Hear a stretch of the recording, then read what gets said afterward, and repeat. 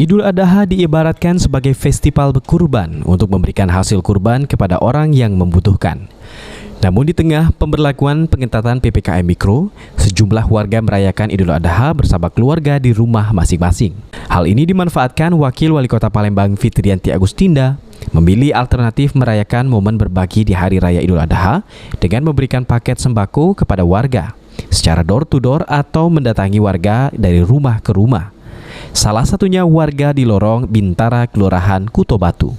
Bantuan paket sembako berupa beras, mie, dan kebutuhan pokok lainnya langsung diberikan oleh Fitri Agustinda kepada warga. Selain itu, Fitriyanti Agustinda juga melakukan sosialisasi protokol kesehatan dengan membagikan masker gratis serta menghimbau warga untuk segera melakukan vaksin COVID-19. Menurut Fitriyanti Agustinda, memberikan bantuan door-to-door ini sebagai upaya menghindari kerumunan dan akan rutin memberikan bantuan kepada warga terdampak pandemi COVID-19 di seluruh kecamatan dan kelurahan secara bertahap.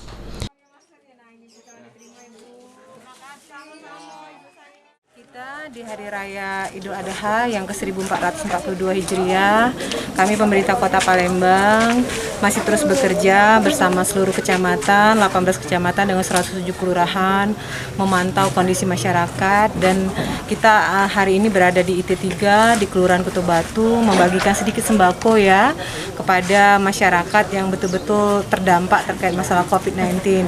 Sekali lagi saya Wakil Wali Kota Palembang menghimbau kepada masyarakat di hari yang suci ini, di Hari Raya Idul Adha ini, mohon supaya masyarakat tetap melaksanakan atau merayakan Hari Raya Idul Adha dengan kondisi yang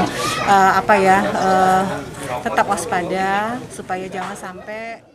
Abidin Riwanto, PAL TV. Nah, inilah dia.